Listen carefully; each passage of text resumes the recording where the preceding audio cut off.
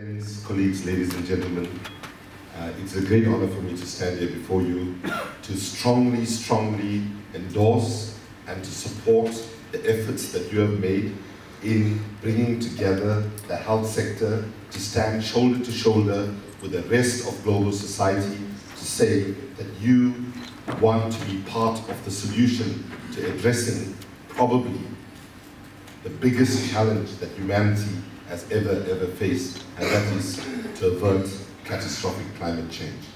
How's the sound, by the way? Is it okay?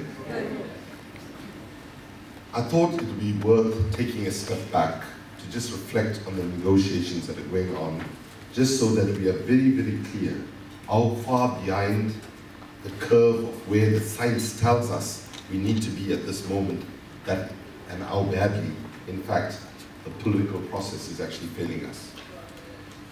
In Copenhagen in 2009, we went there saying that we needed a fab treaty.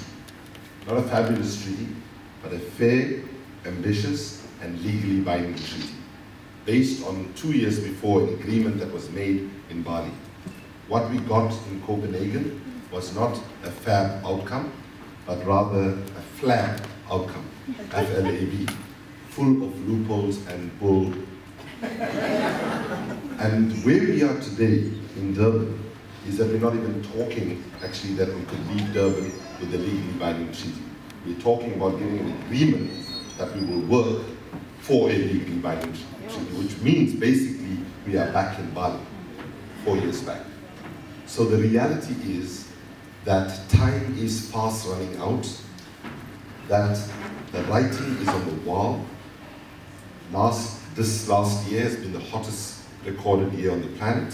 This last decade has been the hottest decade on the planet, and the reality now is that we are losing globally, mainly in developing countries, 350,000 lives as a result of climate impacts, and that number is fast growing.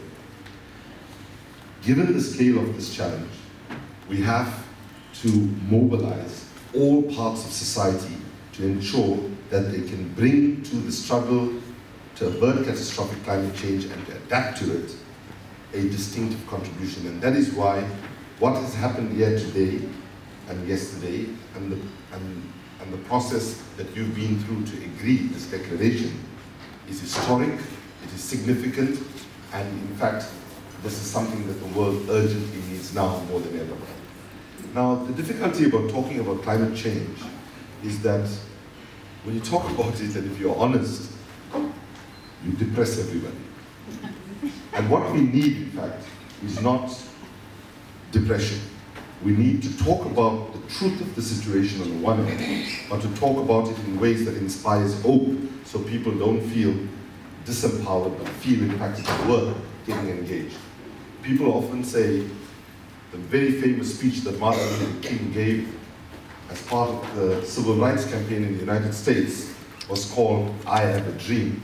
It was not called "I Have a Nightmare." And the difficulty is when we talk about climate change, sadly, it is a potential real nightmare. What is critically clear now is that in country after country, we are seeing specific impacts of climate change exacerbating health concerns. I just want to take a few examples to illustrate the point.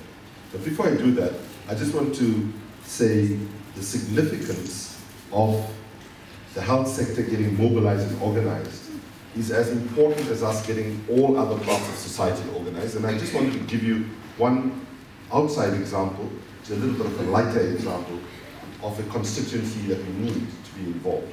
And you need to evolve your own narrative, your own distinctive contribution of how you actually enter. So one constituency that we are trying to encourage, and very happily, more and more religious leaders are actually getting involved. Because you know, if you pick up any religious text, whether it's the Bible, the Torah, the Bhagavad Gita, the Quran, if you read it carefully, you will find there are gems of environmental wisdom that we have actually learned. In fact, I was in Rome recently, and and given that I was quite close to the Pope on a television program that it was, I said, you know, it'd be great if the Pope and all the other religious leaders of the world came before us and said, folks, do you think God was so cruel that he knew, or she, I'm sure it's a he, by the way. I mean, if it was a woman, I'm sure we won't be in such deep mess. And God said, people are going to need energy. So he scratched his head and said, okay, what I'll do is, I'll take the coal and put it deep in the ground. I'll take the oil and the gas, put it deep in the ocean and the ground, so that people have to kill themselves trying to get to it, and in the process destroy a whole range of things that humanity needs for its survival. In the United States, we are blowing up mountains for coal. We are destroying forests, which are the lungs of the planet, and so on. Clearly, humanity, for the last couple of centuries, has been looking in the wrong directions. Rather than looking down for coal and oil and gas, we should have been looking up and would have seen that actually God gave us sun, wind, and so on, which if we are creative, we can actually not only address climate change, but also get an immense boost in terms of building and growing our economies, because the job creation potential in clean jobs in a clean, green energy sector is significantly more than us clinging to the addiction of sticking to fossil fuels.